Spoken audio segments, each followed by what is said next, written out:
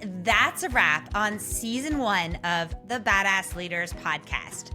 1 year in and almost 50 episodes later, I've been blessed to have so many fantastic conversations with incredible humans who've pushed limits, challenged norms, and shown us what real leadership and real grit look like.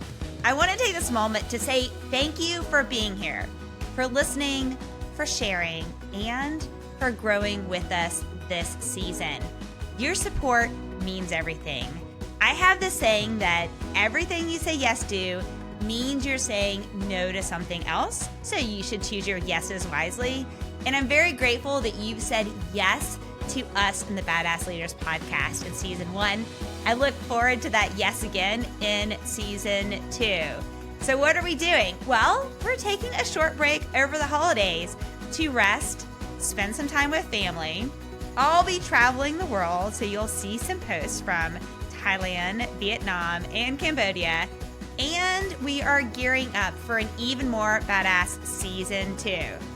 And here's a little something special. We're kicking off season 2 with a listener-sourced question and answer episode. So if there's something you've been wanting to ask me, maybe about leadership, business, life, or what it really means to be a badass, drop your question in the comments or send me an email. I'd love to include it in our first episode back. We'll be back January 14th with a new focus, not just on badass leaders, but on badass humans. The people who inspire us to live with purpose, courage, and authenticity. Cannot wait for you to hear some of these amazing stories. A few we've already recorded, so watch a few teasers right now. We're hearing about the impact you've made in the White House. You mentioned earlier about the Department of Defense. And of course right now, we're talking about global cancer initiatives. So I want you to pause for a moment and look back. Was there a particular moment when you, Catherine, realized, hey, I'm built for bold systemic impact, not just like another cog in the machine?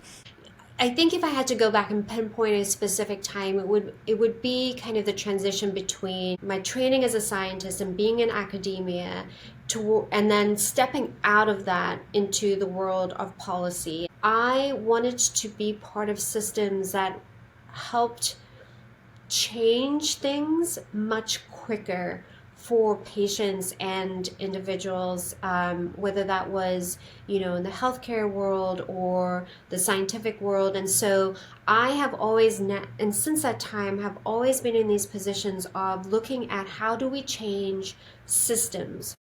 I'm going to, hopefully you won't kill me for going bold in with this first question, but having worked in the entrepreneur space, and worked with sales individuals and sales professionals for my entire career, I want to break this perceived stigma of the salesperson.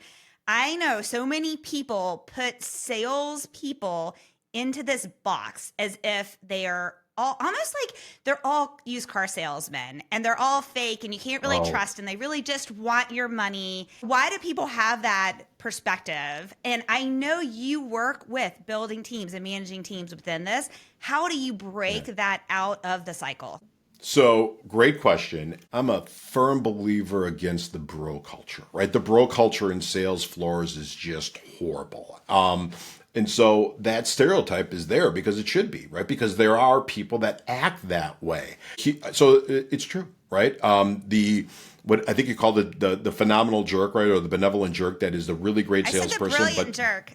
The brilliant jerk. Brilliant jerk. Brings in all the numbers, so you can't get rid of them, but they're ruining the culture and everyone else in the team. Yeah. So they're toxic. And in today's day and age, if you want to grow a team, you want to grow a company, you want to really make great impact, you gotta pull the plug on those folks. I have a mindset and a philosophy that I actually prefer to work with entrepreneurs and individuals who have had at least one failure, because I, quite frankly, personally have learned more from my failures than I have for the things that just went pretty well. What are your thoughts on that? as a rule, failure is the norm of entrepreneurship. And if you go through that failure, there's two choices. You reach a crossroad, the crossroad of transformation or the crossroad of kind of stagnation. And it's a crossroad I've met many times, both in the positive side when I sold my business and then when I failed. And my first failure was not a big failure. I lost maybe a couple $1,000s. I had hired some VAs. At the time, it was a new thing, and Right. I didn't know anything about building a website, so they just did nothing and took my money. And so it was a little lesson. I didn't fuse with my company from an identity standpoint. I wasn't in much pain. I just learned that I don't know enough. Later down the road, some crossroads were more painful to miss in terms of transforming, and it took me a couple of years to really get to what it actually means to fail in the right way.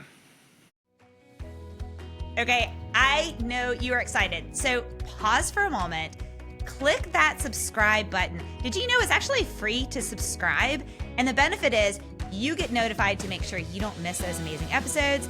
And we know that you are supporting us and supporting the Badass Leaders community. Now it is your turn to take care of yourself, recharge, and get ready for what's next. I'm Angela Gill Nelms, and I'll see you in season 2 of the Badass Leaders podcast. And until then, be brave and be badass.